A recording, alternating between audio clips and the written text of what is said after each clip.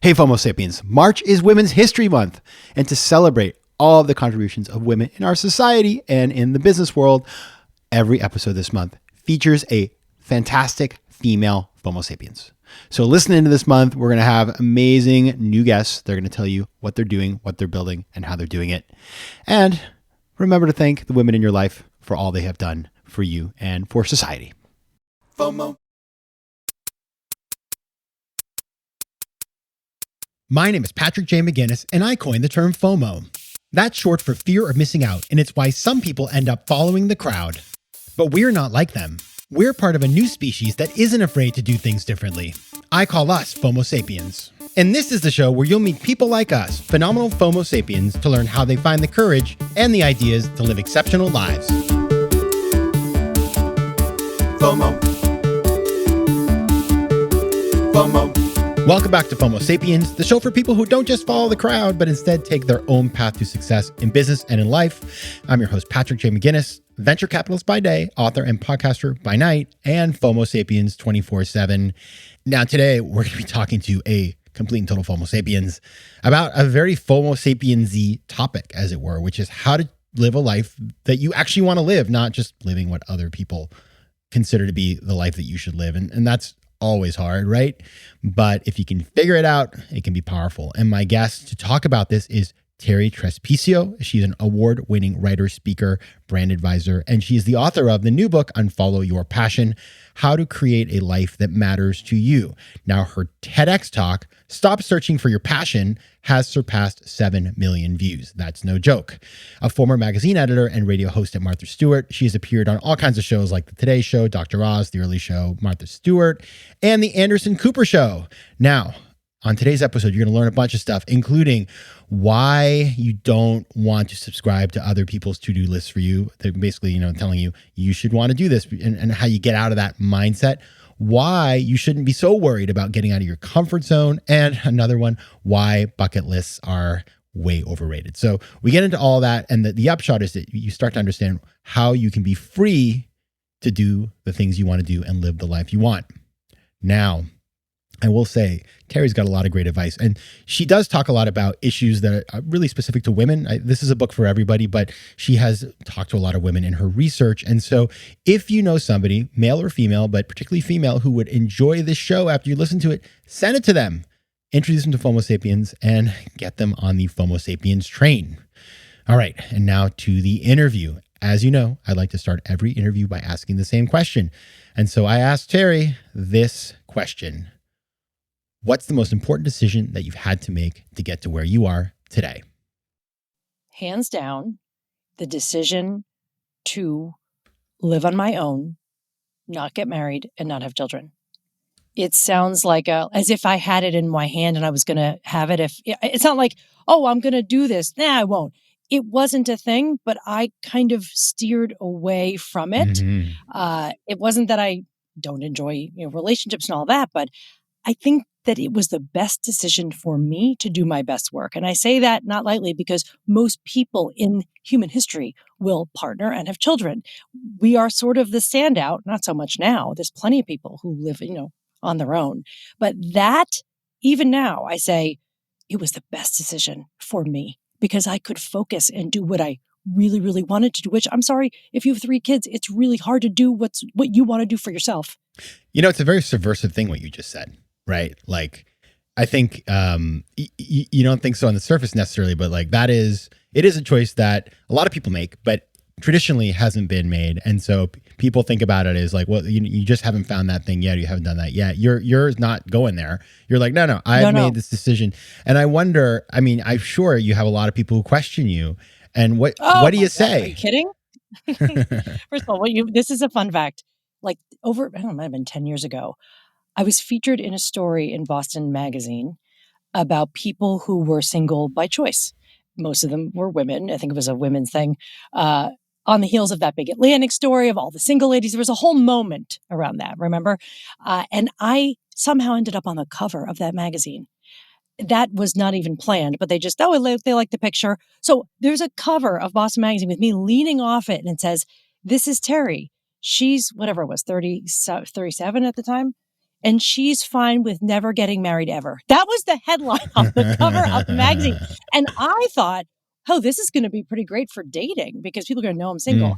Very bad for dating, actually, because they're like, oh, there's something very still in this day and age off-putting about a woman who dares say that she doesn't feel incomplete without a partner, without a long-term live-in, share a house and a bank account partner.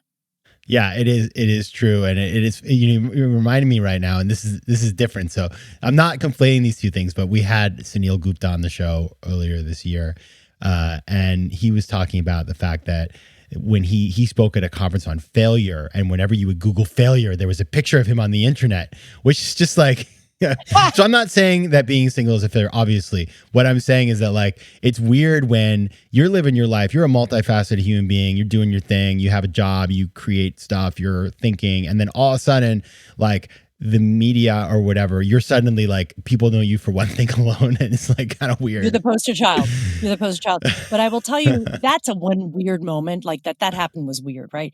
But here's another story that you'll love. I was speaking at an event. I do a lot of public speaking.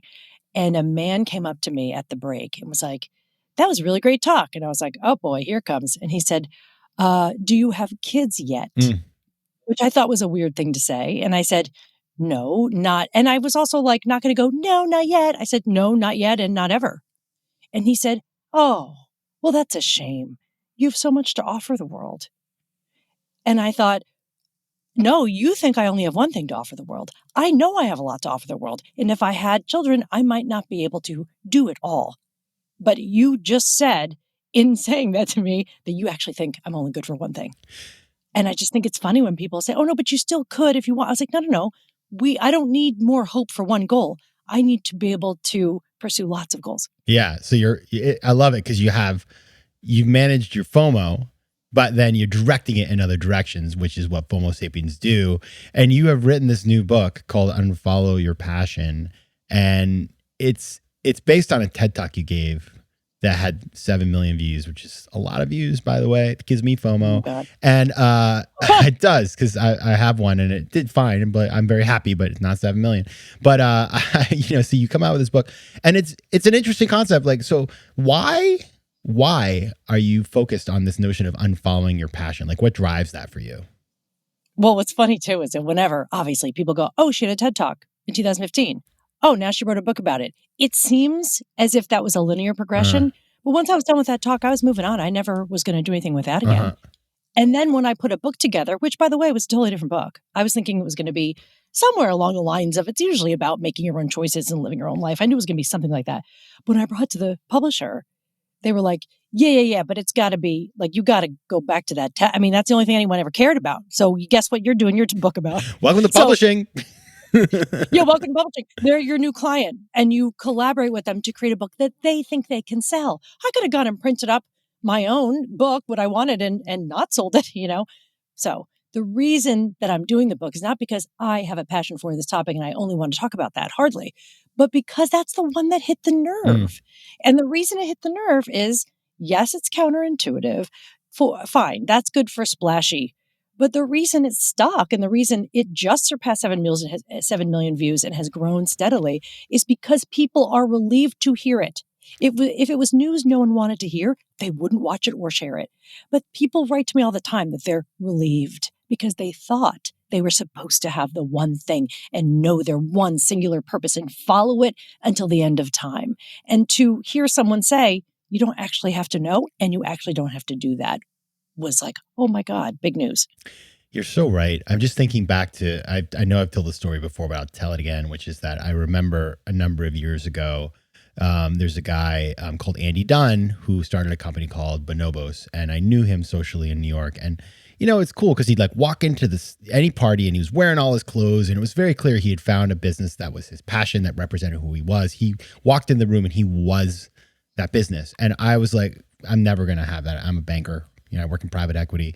I like what I do, but I'll never feel that level of connection and passion that he does. And it took me much longer to find something that I did feel passionate about. But in the meantime, it wasn't like I was living a useless life. And I think the notion that we should just all be able to pluck that out of the air and live that life it's really hard, right? And I think it's a really powerful message. And what I love about your TED Talk, by the way, is that the first comment, which got the most likes, there's a guy called Matt Stone who got 1,400 thumbs ups, and he made the comment, "Man, she is really passionate about not being passionate." So thanks, Matt. So like, what does that mean to you then? I mean, let's get into some of the stuff you talk about in the book, some of the big ideas. So one of the big ideas that you put out there that I think is really interesting is the idea of unsubscribing from other people's agendas. So how does that play into the picture? Because if we think that, and my goal is to disabuse people of this idea that they have to have one way of doing things, and that we're kind of backwards in terms of how we think of passion. By the way, I feel like I should say this because I feel like people think, oh, she wants to be dispassionate about everything. I just think we can't go chase it. It has to emerge. Yeah. But the idea of unsubscribing was the first step on that, because before, if you're like, oh, what am I supposed to be doing? First, you have to clear out all the ideas that fed that notion that you're supposed to widgetize, that you're supposed to be the bonobos guy, or the guy who created Amazon, or the guy who did that. Like, it's always the guy who. And in order to do that, we have to look at where we signed up for those ideas. Because I look at a lot of the ideas that I had in my head rattling around and said, well, I didn't subscribe to this. Please unsubscribe. Like, uncheck all those boxes. So how are we supposed to know what we're supposed to do or want to do even if we're so clouded by what other people say that we should do? And there's a lot of things that we think we're like, well, I guess I'm signed up for that. And then you go, I don't want to do that. How many times do we ask that? You have to clear that out if you're going to see anything clearly. FOMO. It's so tricky, this, because I think about a couple of examples. Number one, I remember freshman year in college, I took calc, and I'm not good at math, by the way. And everybody in my class was pre-med. You know what I'm talking about? And then by the end of the year, like they all, some people do it, and thank you to all the doctors because it is a serious commitment. But there are a lot of people who maybe they were the children of doctors, or they come from a culture where doctors are super respected. Same with lawyers. There's all these fields where people come into college and they're like, I'm going to do this thing without ever having gathered data about whether they actually like the thing or thought deeply about, like, do I want to do this? Right. And so a lot of times, I guess what I'm thinking is, as you talk about this is, okay, unsubscribe from other people's agendas. A lot of times you have no idea that that's what's happening, and you think it's your own agenda. How can you tell how do you tell a difference between the two? I think about, this sounds a little bit woo adjacent, but I'll say it. Woo adjacent. Yeah. That, by the way, that is not a term I made up. That is a Laura Belgray term. She is all about woo adjacent. Like, we're kind of going to look at it, but we're not going to totally be all into it. Here's what I think about that. You have to know when you think about that thing, like if someone says, I'm going to be a doctor, I'm going to be a this, and they come up with like, who are the people in your neighborhood? Like, what uniform are they wearing? Do I want to wear that uniform? Like, you have to say, like, why do I want to do it? And it's the same questions I ask of why you have certain things on a bucket list, why you think you have things as a goal. Do you look forward to doing it? Do you like the act of doing it? Or do you want to simply say you did it? So I think there's a lot of people who went to law school thinking they were going to be lawyers, and then were like, oh, this sort of sucks. And then they go and do something else. It's good that they went to law school. That gives you a wonderful education on one thing.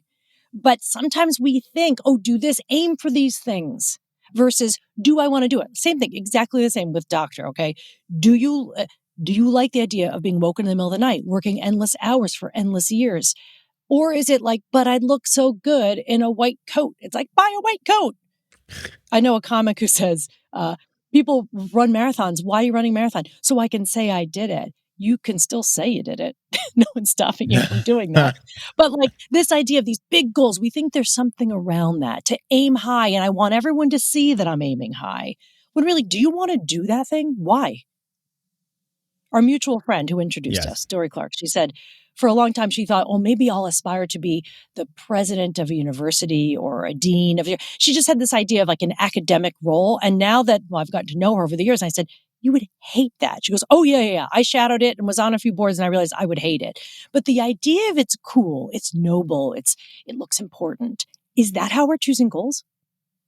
That's a very good point. I'm just thinking, I'm feeling ashamed right now because at the Oh, no, that was not the intended during effect. the pandemic, I bought a road bike, and I like cycling, by the way. But like the best part of it was buying all the gear, the Rafa gear, like that you wear, and I was like, man, this stuff's so cool. Like, look at these socks, and like I haven't, do you know what I mean? And I haven't really ridden the bike. It's sitting behind me over here.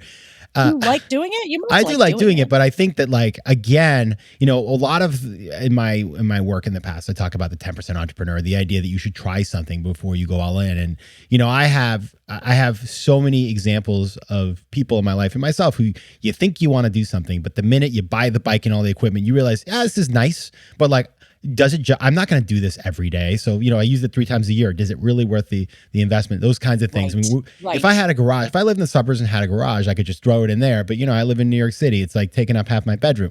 And so I do think that thinking about these things, like what you're saying and gathering the data and like the why, outside of the optics and pleasing mom and dad or living up to the childhood dream or being able to buy the cool Rafa gear, like it's a healthy way to think about life.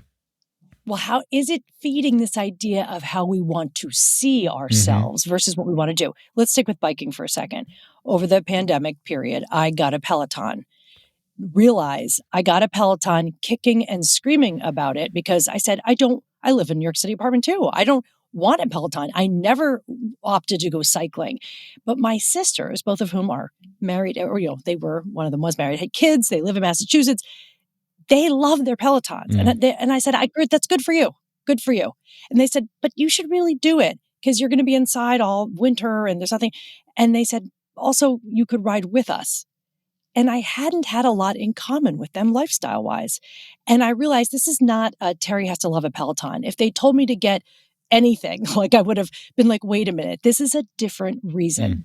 I got that Peloton because my sister said, why don't you consider it? I found a spot for it and I had zero passion for Peloton until I started to do it. And I got on every day because they were on and we would talk about what rides we're doing. It was an invitation into the culture. And I'm not like joiner culture, like, yeah, Peloton. I was sort of like, I don't even own. I was like, should I buy a shirt? What am I doing?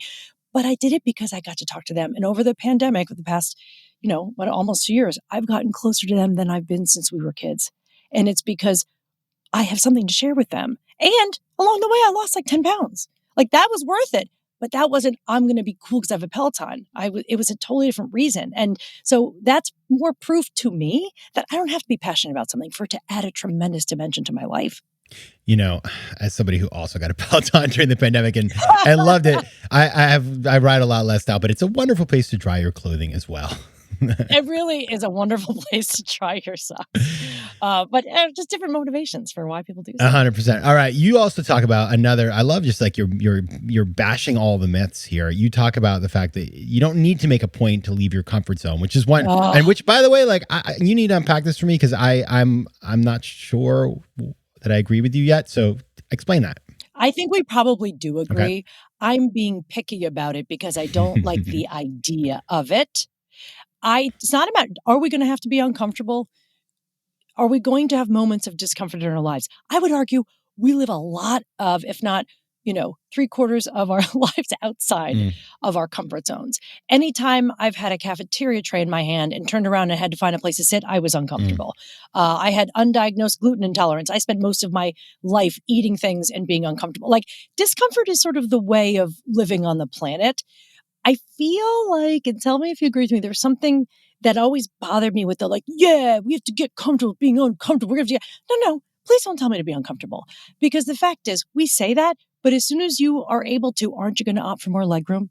Aren't you going to opt for a nicer bed if you have the chance?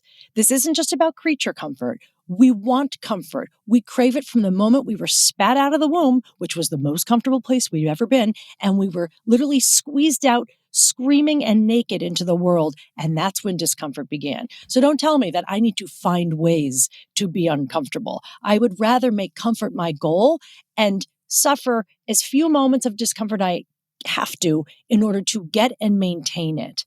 The last thing I'll say, though, Patrick, is that comfort, well, it's not the last because I have a lot to say about it, but comfort is, in my mind, not the same as complacency, as laziness. People say, well, you can't be comfortable. Oh, I do a lot more when I'm comfortable. And the piece of research that I always point to is a very popular article in the Harvard Business Review called The Feedback Fallacy, published in the spring of 2019. Marcus Buckingham and Ashley Goodhall, of course, they've Marcus Buckingham's written the best-selling business books in the world. They said that there's so much talk about leaving our comfort zones when, in fact, if you're outside of yours, you're doing very little but trying to survive it until you can be comfortable again. And so if you want to thrive and do great things, you have to feel good where you are. That's the only place we can thrive. FOMO. FOMO. You know, as you say this, two things came in my head, which you gave me new ideas, which I thank you for. The first is that I never thought about it, but when you're in your flow state, you're in your comfort zone. Like nobody's like, hey, I'm so productive right now because I just feel very uncomfortable. Like flow state has to align. I mean, maybe, by the way, if you're listening, Stephen Kotler, or you want to come on, anybody has any feedbacks on that I'm wrong, let me know. But it just occurs to me that's the case. The other thing that I was thinking as you were talking is, it is cool to think about the fact that there's lots of times like when you show up to the cafeteria and you don't know anybody and you got to sit down at the table. Like nobody gives us credit for those times. And we have times every day when you walk into the party and you don't know anybody, where you're outside your comfort zone and you're not even giving yourself the credit for making through that moment. So just like recognizing that on a daily basis that you're pushing yourself in these different ways, and that all of those, by the way, are flexing the muscles so that when you get to the bigger things, actually you may not even see it as you being outside of your comfort zone because you built that strength. Like that is a cool way to think about powering through life every day.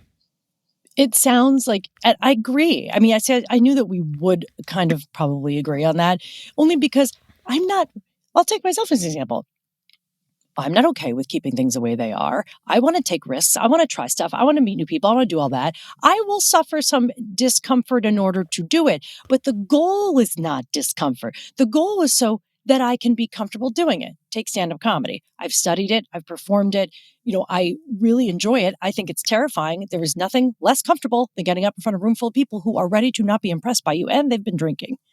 And so you get up there and you're going to do it. I didn't do it because yeah, man, I just wanted to be uncomfortable. No, I didn't. I want to be more and more comfortable up there. I did it because I knew the more I stood in front of people in an attempt to tell jokes, the better I'd be a speaker everywhere else. And that did happen. And I've gained incredible comfort on stage because of those moments of discomfort. But make no mistake, comfort is the goal for me, at least. Okay. And I think a lot of people, because that's the thing people keep asking about. The book isn't even out yet and people are asking me about it. Now, there's one more thing you put in there that's spicy, as I like to say, that that you talk about. And we had a guest on the show in season 5 called Ben Nemtin, and his whole sort of work is around the idea of bucket lists and doing the things on your bucket list. And you write about the fact that bucket lists are overrated. So listen, totally. I love Ben, and I'm sure you would love him too. And so we should get you guys together.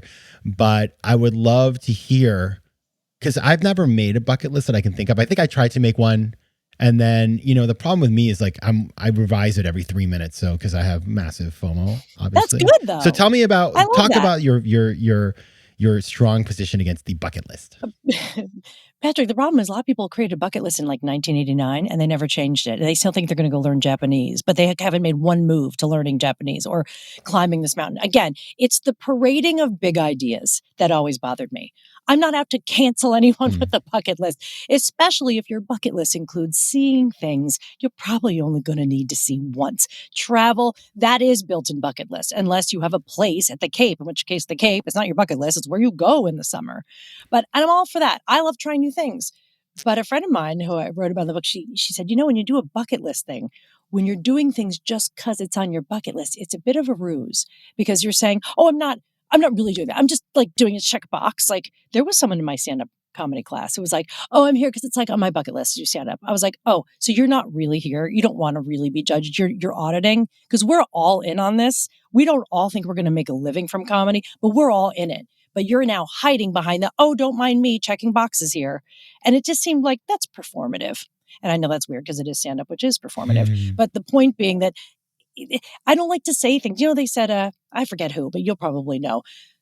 When we say things out loud, I'm going to walk the Appalachian Trail. When you announce it, I'm going to write a novel. People give you so much praise for it that feels like you already did it.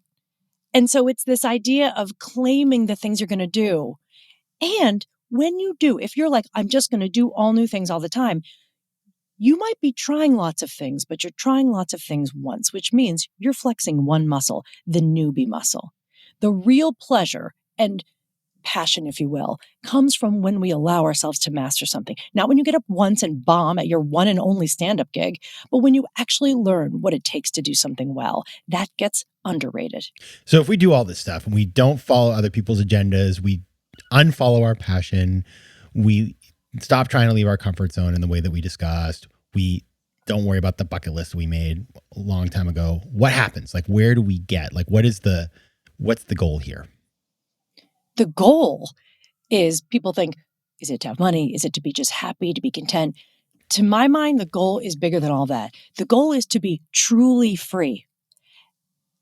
That sounds like, oh, okay, well, I feel pretty free to do stuff. Do you though? Because I could tell people, and this is not a book just for women. I don't only talk to women, but let's just say I talk to a lot of women who, the feeling stuckness of like, but is it selfish if I do this? And they're not free. And the fact is, most people won't choose this kind of sovereignty to decide not to do what your sisters and your family does, to decide not to do what your friends do, to decide to do something else and not do other things. They won't, because the trade-off is, if you take sovereignty over your life, you then also take the responsibility and the blame. And I think most people would rather do what other people tell them to do and then complain that it didn't work and they would have done something different, but not actually take that risk. Because if I do and it doesn't work, I only have myself to blame. I'd rather blame someone else. So to me, the hook of sovereignty, outside of obvious freedom, meaning freedom to exercise your right to do everything, which not all people have, I'm talking about the kind of freedom where you do get to make your own choices and you're going to actually do that, because I don't think most people want to. Do you think that if you do this, what I'm kind of thinking, where my head is going is like truly great leaders or truly great innovators or truly great creators probably are more like this than the other way around. Is that accurate, do you think? I mean, you were talking like corporate leaders or people we look up to. Some of them are, but a lot of them aren't. I mean, I think you could have someone who is not known as a truly great leader, who doesn't get any credit for anything on the public stage, and they actually are free because they know the choices they made, the best choices they made. They had a growth mindset about it. They're ready to evolve and to bounce back if things didn't work out. There is a path to real joy and happiness that doesn't necessarily mean the praise by others. I would say people who are super famous, it's actually very hard for them to be truly free. You think, well, if I had all that money, I have fame, I can do anything I want. No, you actually can't. You cannot. And that is a different kind of lack of freedom, one that people would happily give everything away for. I don't know that I would, but I know that I've gotten to an age now, since I'm not a kid anymore, where I feel a relief of not having to apologize for the life I've chosen, specifically as a woman. And, that's a real choice. There's trade-offs with it, but I wouldn't have it any other way. And can we all say that about the lives we have? It's amazing. All right. So if you're looking for comfort and freedom, head on over to unfollowyourpassion.com and go check out Terri on Instagram. I follow her. Her Instagram is at ttrespicio.com. That's TTRESPICIO. Terri Trespicio, thanks so much for being here. Thank you. FOMO. If you like today's show, please be sure to rate it and recommend it to your friends. And as always, you can find me on Instagram at Patrick J. McGinnis, on Twitter at PJ McGinnis, and on the web at FOMOSapiens.com or PatrickMcGinnis.com, where you can get all kinds of free resources to live a more decisive and entrepreneurial life. FOMO Sapiens is recorded in New York City. Theme music is by Mike McGinnis, and editing and post-production is by Josh Elstro. If you like today's show, please be sure to rate it and recommend it to your friends. And as always, you can find me at FOMOSapiens.com and at PatrickMcGinnis.com. To advertise on FOMO Sapiens, reach out to contact@FOMOSapiens.com. FOMO.